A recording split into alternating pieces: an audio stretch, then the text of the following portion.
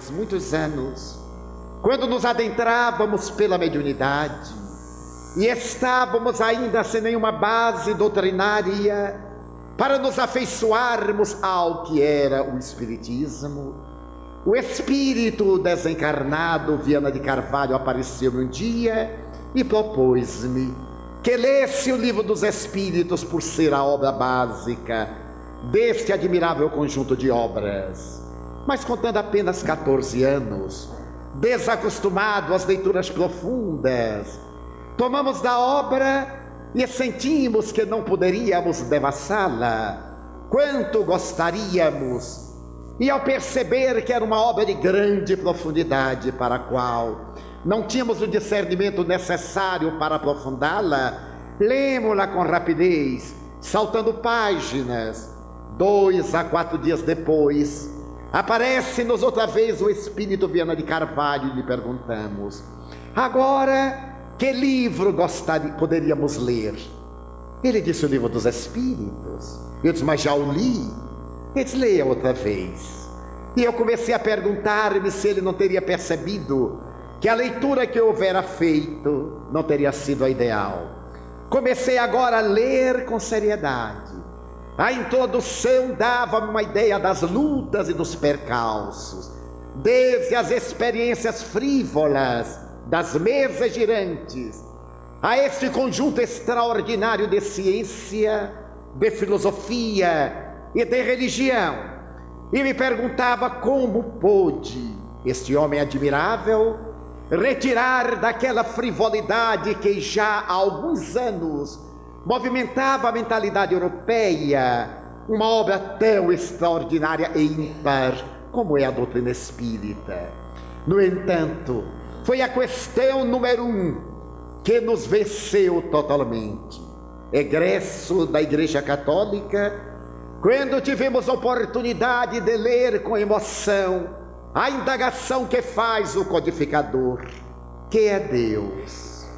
Diferente das indagações anteriores, da teologia, da teleologia, das doutrinas filosóficas, que sempre interrogam quem é Deus, dando-lhe afeição antropomórfica, a resposta fascinante definia o indefinível, sem qualquer comprometimento de natureza doutrinal. Deus é a inteligência suprema do universo e a causa primeira de todas as coisas. Estava realmente definido Deus, sem o reter em um amontoado de palavras, sem o deter em alguns postulados de natureza filosófica. E lembramos-nos que certa feita, quando ainda mais jovem, a nossa professora de catecismo, desejando dar-nos uma ideia de como conceber Deus, ela se havia referido a Santo Agostinho, que em determinada oportunidade, interrogado quem era Deus, respondeu com a sua sabedoria: Deus, eu sei, mas eu não sei dizer. Toda vez que eu tento interpretar Deus, perco-me em palavras, porque há determinadas emoções que não podem ser verbalizadas. E Deus, por ser a causa cáusica do universo, não poderia ser definido de uma maneira tradicional. Era a primeira definição de Deus que eu arrancava da concha antropomórfica, para dele fazer a realidade primeira e máxima. Continuamos a ler a obra e nos fascinamos. Demoramos 2 meses agora, e ao concluir, quando nos aparece Viana de Carvalho novamente, eu lhe perguntei que livro deverei ler, porque já li o Livro dos Espíritos e permiti-me o luxo de memorizar algumas questões que mais me tocaram em particular. E ele me disse sentenciosamente: esta obra, tu deverás lê-la durante toda a tua vida. Mais do que isto, deverás estudá-la, porque se tu viveres 100 anos, à medida em que a tua inteligência vá adquirindo mais amplos recursos e o conhecimento se alargue, entenderás melhor o conteúdo desta obra extraordinária. Na minha suprema ignorância, eu achei um pouco de fanatismo do espírito.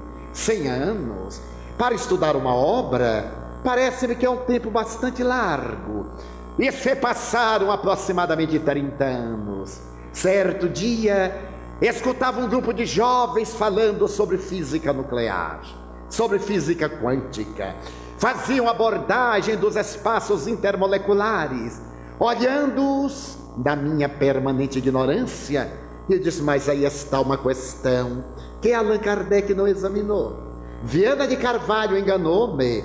Ele me disse oportunamente que esse livro tinha em síntese o conhecimento universal. Ele tinha relações, como Kardec declara, com a antropologia, com a psicologia, com a filosofia, com as doutrinas conhecidas àquela época e que hoje o confirmam, mas ele não fala sobre ciência atômica. Na primeira oportunidade que me apareceu o espírito, eu estava armado para desafiá-lo. Quando ele me aparece, me saúda, eu digo, o senhor foi um pouco exagerado há anos atrás, quando me disse que esse livro tinha tudo de que temos necessidade para a vida. Sim, e ele tem. É a síntese do conhecimento universal. E eu redargui, mas é estranhável, porque agora mesmo os amigos me estavam explicando física nuclear, falando-me de física na sua profundidade mais ampla, e no Livro dos Espíritos não aborda. Como é que ficamos? Eles ficamos com o Livro dos Espíritos. Aliás, eu gostaria de perguntar se você leu realmente o Livro dos Espíritos. Eu me senti profundamente ofendido. Eu já o havia lido capa a capa umas 50 vezes, estudava-o diariamente, um tópico, uma pergunta, uma explicação. Eu digo, mas se eu li, eu sei em grande parte de memória. O senhor pergunte. Era o grande desafio. Eu disse, não duvido de você, mas pegue aí o livro que você lê. E eu fui pegar o meu livro de leitura diária, e estava um livro gordo, porque os livros lidos engordam. Colocamos um papel aqui, outro papel ali, os não lidos ficam magrinhos, com uma dieta rigorosa até da nossa vista. Peguei o livro e ele disse, você leu? Eu digo, sim senhor, mais do que isso, eu estudo diariamente. Então vamos ver aí a questão 950. Leia, por favor, a meia voz, porque eu quero ouvi-la na sua voz. Quando eu bati o olho, eu digo, não precisa nem ler, porque eu disse, leia. Ali estava a referência em síntese. O anjo de hoje já foi átomo de ontem, assim como o átomo de hoje será o anjo de amanhã.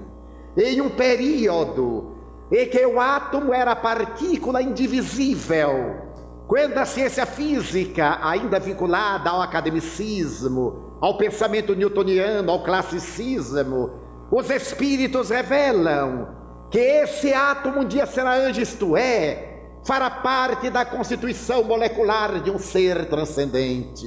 Da mesma forma que esse ser angélico de hoje um dia esteve encarnado na Terra ou no planeta equivalente, e na sua constituição molecular havia o átomo, e deu-me o Espírito Viana de Carvalho uma aula sobre um átomo de carbono, para que eu tivesse uma ideia da grandeza das leis cósmicas.